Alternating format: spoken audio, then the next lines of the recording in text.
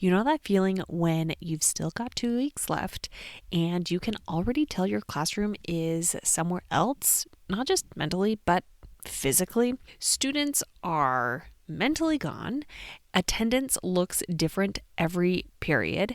You've got one group that finished everything early and another group that missed 3 days for various events and assemblies and still needs a demo you already gave twice. And you're sitting there thinking, what do I even do with this? Because teach bell to bell sounds fine in a faculty meeting, but in a high school classroom with multiple preps, mixed grade levels, and half of your class disappearing for graduation rehearsal, that's not a plan. That's a wish. So most high school teachers end up with one of two places. Either you put on a video and tell yourself it's fine, or you keep pushing assignments that honestly, even you know don't really matter at this point. And if neither of those feels right, that's because they're not. The problem isn't your standards. The problem isn't your teacher planning. The problem is you're trying to run a normal system through a completely abnormal week. Today, I'm giving you 3 end-of-year activities that actually fit this version of your classroom. Not full rigor, not total fluff, something in the middle that keeps students engaged, keeps the room steady, and doesn't drain what little capacity you have left. And I'm especially talking to the CTE teachers, the elective teachers, and anyone who's been managing a hands-on space all year and is now trying to land this plane with half a runway. Let's get into it. Welcome to the Secondary Teacher Podcast, the podcast for middle and high school teachers juggling multiple preps to get the strategies to reduce overwhelm so that you don't have to choose between being an effective teacher and prioritizing important relationships. I'm your host, Khristen Massic, a 10-year high school engineering teacher, former middle school assistant principal, and teacher coach. Every week, we will discuss strategies, systems, and time-saving tips to help you not only survive but thrive as a multiple prep teacher. So here's what I've learned after years of teaching in various different CTE classrooms and spaces and labs. The end of the year doesn't just change student behavior. It changes the entire ecosystem. Projects wrap up at different times. Students are done early because their work is complete. Some are stuck because they missed 2 days for some sort of event that's happening. Some are mentally checked out because summer is already real to them. And as a CTE teacher or another elective teacher, especially when you're managing tools, equipment, lab space, and safety, you feel that inconsistency immediately because it's not just kids aren't listening. It's that someone is done and wandering. Someone needs a demo you already gave last week. Someone is absent, so their whole group is stalled, and you're standing in the middle of it all, trying to keep the room safe and productive without rebuilding an entire unit in May.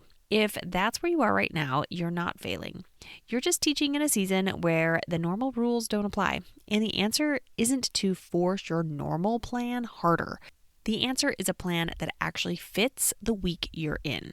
So let's go over 3 different options. You don't need to do all of them. You're just going to pick one. I just wanted to give you a menu to choose from so that you can see what is going to fit with your personality and your students. So the first option, games with a purpose.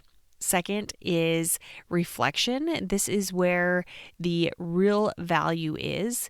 And the third option is to have your students rebuild. So students help you improve your next year. So that's it. You're going to pick one and run with it. And let's get into a little bit more about each of those. So the first option is going to be games. It's the simplest one. And I want to say this clearly because some teachers carry real guilt about this. You're not just playing games. Students who show up that last week are choosing to be there. So give them a reason to stay engaged. Games shift the energy in the room without asking you to build a new lesson from scratch. But here's the part that actually matters. You need all play, not spectator games. One of the fastest ways to lose a room at the end of the year is running a game where one student participates and everyone else watches. That creates dead time. And dead time turns into drifting, which in a high school classroom is a recipe for disaster. So you're looking for fast rounds, whole class participation, and a clean start and stop.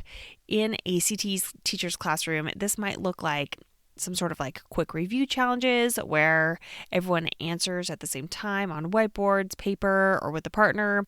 You could also come up with something where students have to spot an error on whatever you're learning about. Maybe it's on a drawing, or maybe there's like a safety hazard that they have to figure out. Some sort of team challenge with clear roles so everyone is doing something, not just watching. And you don't have to fill the whole period. If you have 20 minutes, start there. If you're thinking, I'm too tired to manage chaos right now, that's exactly why I want you to keep it structured. Set a timer, state the expectations, run 2 rounds, done. This option is about engagement first, not perfection. And I will say too that I am a lover of games that I used to play as a child and as a teenager that I've adapted to fit into my classroom and can really fit any different category. So that's why I really love Taboo. I love any sort of like categories, things that I could just apply vocabulary wise to any different content area. So now let's go on to option 2, which is a reflection. And we know that reflection is very valuable. Students may or may not be given a lot of opportunity to reflect. So this is one that we tend to skip because it is takes a little bit more effort, but it is more and can be very useful. Because instead of forcing new content when attendance is inconsistent, you ask students to actually process what they experienced this year. It doesn't have to be deep. It doesn't have to be long. It can be 5 minutes, one question, quick answers, done. Here are a few prompts that can work really well as end-of-year activities, especially in project-based hands-on classes. What actually helped you learn in this class? Where did you check out and why? What part of this felt the most useful? What is one skill you can do now that you couldn't do in September? You can choose a format that fits your energy. So quick written response, you could have partner discussions with some sort of sentence stem, or a tight whole class conversation with a time cap. And if you want to go more hands-on, this is where you can get creative with what you already have. So you could have students sketch a before after of their skills. They could build a quick prototype that represents what they learned. They can map out a process or a project from start to finish.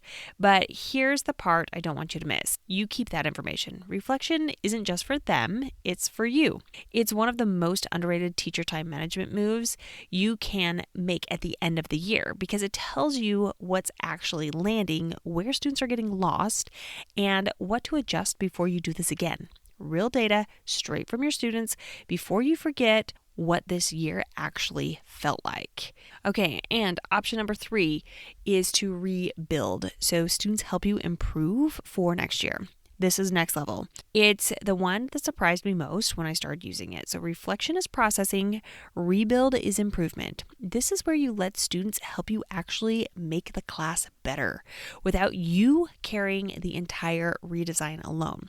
And before you think, that's just going to turn into a complaint session, here's the guardrail. If they suggest a change, they have to tell you what to keep and why.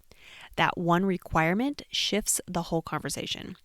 Here are rebuild activities that work well for elective teachers and CTE teachers especially, because your courses are often the ones without a ready-made curriculum handed down from above. Rewrite these directions so a student who missed 2 days could still follow them. Improve this rubric so it's actually clear.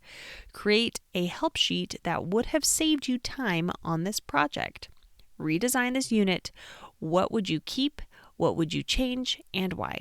If you want to keep it simple, run it as a 3-part prompt. Keep, change, why. And again, you hold on to this because this is how you build a better system from real student input instead of overthinking next year alone in your classroom in August. It's teacher planning that doesn't feel like planning because your students are doing the heavy lifting for you. If you're in that last stretch right now and your planning period keeps disappearing, your classes feel inconsistent every single day, and you're running on empty, you're not behind, you're not doing it wrong. You're a high school teacher or a CTE teacher or an elective teacher in a part of the year that genuinely doesn't fit a normal system. So don't force it. Pick one thing, a game, a reflection, a rebuild activity. That's it. Your job right now is not to create the best lesson plan of the year. Your job now is to finish with your students and for yourself. And finishing well, that counts. If you want something that helps you wrap up this year and actually set yourself up for next year, go grab my free secondary calendar that's got the calendar listed by the month, but also every single class period. It's in the show notes, so make sure you grab that. It's built for real teacher planning, not the idealized version, and the link is in the show notes. As for today, here's your one decision. Games, all play, time capped, 2 rounds. Reflection, 5 minutes, 1 question. In rebuild, keep, change, and why. Pick one, finish the week, you've got this. And if today's episode was helpful, share it with a colleague, especially the ones that are in or are gearing up for that last week survival mode right now. Tag me on Instagram at Khristen Massic, Khrsten Massic. Until next week, take care of yourself. You're almost there.